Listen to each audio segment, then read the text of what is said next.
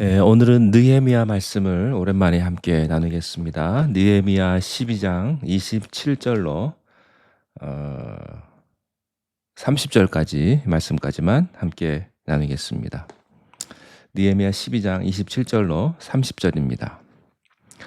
예루살렘 성벽을 봉헌하게 되니 각 처에서 레위 사람들을 찾아 예루살렘으로 데려다가 감사하며 노래하며 제금을 치며 비파와 수금을 타며 즐거이 봉헌식을 행하려 하매 이에 노래하는 자들이 예루살렘 사방들과 느도바 사람의 마을에서 모여들고 또 백길갈과 게바와 아스마웻 들에서 모여들었으니 이 노래하는 자들은 자기들을 위하여 예루살렘 사방의 마을들을 이루었음이라. 제사장들과 레위 사람들이 몸을 정결하게 하고 또 백성과 성문과 성벽을 정결하게 하니라. 아멘. 느헤미야서는요 13장으로 구성되어 있습니다. 그런데 전체적으로 이런 큰 그림을 그려볼 수가 있습니다. 첫 번째 사건은 폐허가 된 이스라엘 성벽에 대한 소식을 들은 느헤미야가 눈물을 흘리면서 금식하고 하나님께 기도하기 시작을 합니다.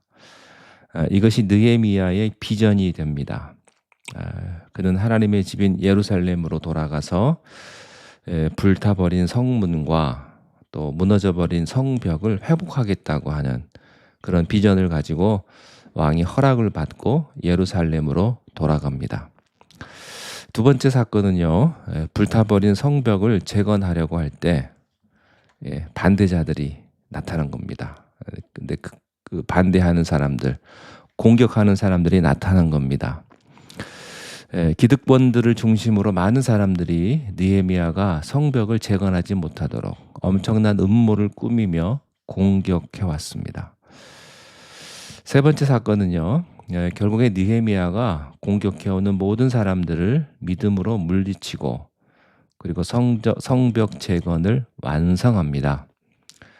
그리고 그 재건하고 난 다음에 이스라엘 백성들의 마음속에 영적인 갈급함이 생겨서 학사 에스라를 초청해서 말씀을 듣습니다. 그들은 말씀을 사모하고 그 말씀을 듣고 자기 자신을 돌아보게 됩니다. 이때 회개가 시작이 되었고요. 금식하며 기도하는 사건이 일어납니다. 네 번째 사건은 무너진 예루살렘 도성이 눈에 보인 겁니다. 하나님의 성전이 무너지고 예루살렘 도시가 회파되어서 사람들이 살 수 없는 곳이 되는 것을 발견을 하고 모두 예루살렘에 들어가서 집도 짓고 사람이 살 수 있는 도시로 만들겠다고 나서게 됩니다.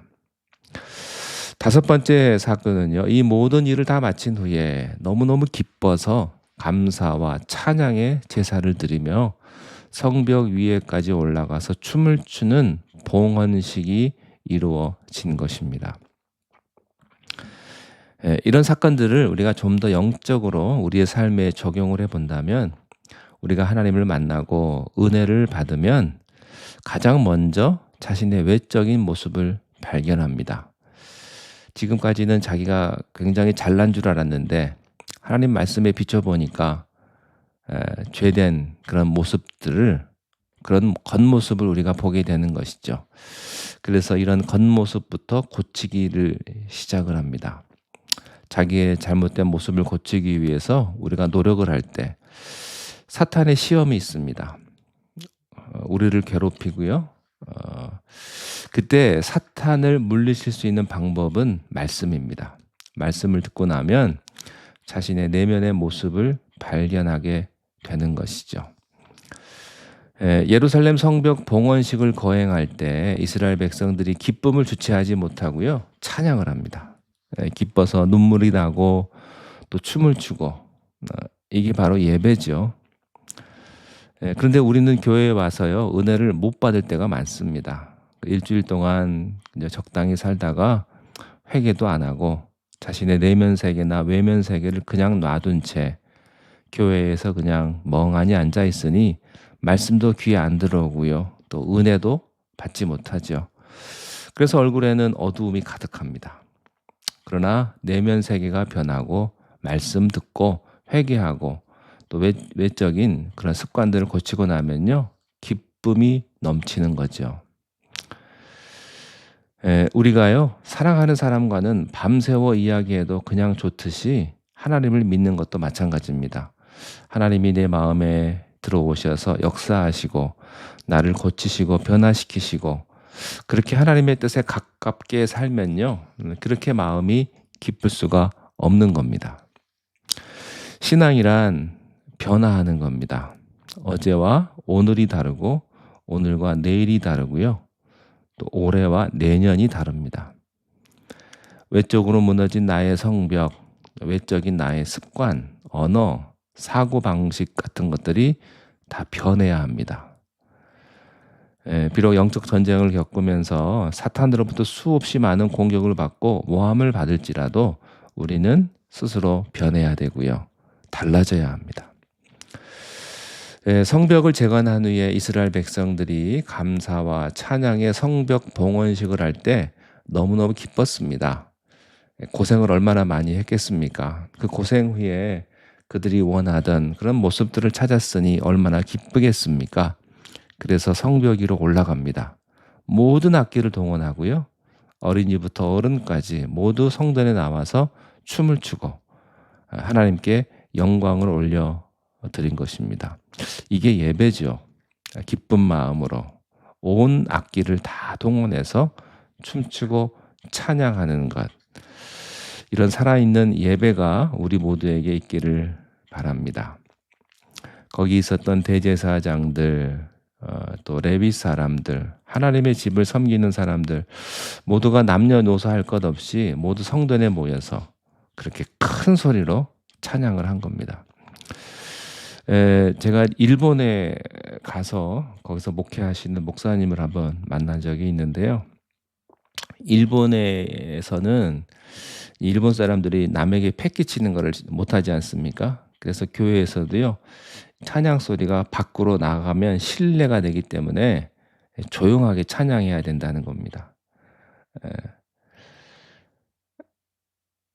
그런 문화가 있기 때문에 특별히 일본에서는 마음대로 찬양도 못하고요, 전도하기도 어렵고요. 참 그렇게 귀신이 판을 치는 그런 나라였다고 이야기를 제가 들었습니다. 그렇지만 그렇게 신앙생활은 그렇게 못하는 겁니다.